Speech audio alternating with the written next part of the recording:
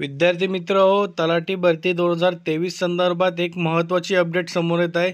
मित्रांनो, आपल्या सर्वांनाच माहिती आहे की तलाठी भरतीची ऑनलाईन परीक्षा ही घेण्यात आलेली आहे, पण अद्याप त्याचा निकाल जाहीर करण्यात आलेला नाही. मित्रांनो, बरेच विद्यार्थी मित्र निकालाच्या परीक्षेत आहे, पण सरकारमार्फत अजून कोणत्याही प्रकारचा निकाल जाहीर करण्यात आलेला नाही आहे. मित्रांनो, याबाबतचीच एक महत्त्वाची अपडेट घेऊन आलो आहे.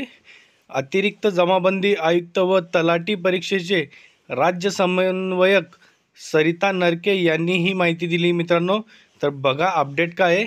नमस्कार मित्रांनो, माझं नाव आहे भूषण. आपली नोकरी.com या यूट्यूब चॅनलवरती मी तुमचं स्वागत करतो. मित्रांनो, जर तुम्ही माझ्या चॅनलला नवीन असाल तर चॅनलला सबस्क्राईब करून घ्या आणि बाजूला दिलेल्या बेल आयकॉनला प्रेस करा, म्हणजे मी अपलोड केलेल्या व्हिडिओची माहिती तुमच्यापर्यंत लवकरात लवकर पोहोचेल. तर बघा मित्रांनो, ही अपडेट तलाठी भरती 2023 संदर्भातली आहे. मित्रांनो बघा, ही अपडेट दैनिक लोकमतमध्ये दिनांक 4 जानेवारी 2024 रोजी प्रसिद्ध करण्यात आली. मित्रांनो, तर एक ठळक मुद्दा काय आहे बघा मित्रांनो, तलाठी परीक्षेचा निकाल येत्या आठवड्याभरात या दिवशी निवडपत्रे देण्याचे नियोजन. तर बघा संपूर्ण अपडेट काय आहे.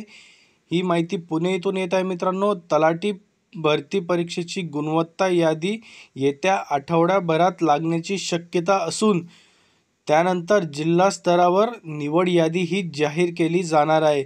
याबाबत गुणवत्ता यादी तयार करण्याचे काम TCS कंपनीकडून युद्ध पातळीवर सुरू असल्याची माहिती अतिरिक्त जमाबंदी आयुक्त व तलाठी परीक्षाचे राज्य समन्वयक सरिता नरके यांनी दिले. तर बघा मित्रांनो, अशा प्रकारची ही अपडेट होती. मित्रांनो, बऱ्याच विद्यार्थी मित्र हे तलाठी भरतीच्या निकालाच्या परीक्षेत आहे. मित्रांनो, ऑनलाईन परीक्षा ही बरेच महिने झाले होऊन गेली, पण त्याचा निकाल अद्याप लागलेला नाही आहे. तर मित्रांनो, दैनिक लोकमत करून ही अशी माहिती प्रसिद्ध करण्यात आली. मित्रांनो, आपण आशा करूया की तलाठी भरतीचा निकाल लवकरच लागेल. मित्रांनो, आपण अशाच प्रकारचे नवनवीन अपडेट व्हिडिओ घेऊन येत असतो. मित्रांनो, व्हिडिओ आवडला असेल तर लाईक करा, शेअर करा आणि चॅनलला सबस्क्राईब करायला विसरू नका. मित्रांनो, आपण दररोज नवनवीन प्रकारचे अपडेट व्हिडिओ हे घेऊन येत असतो. मित्रांनो.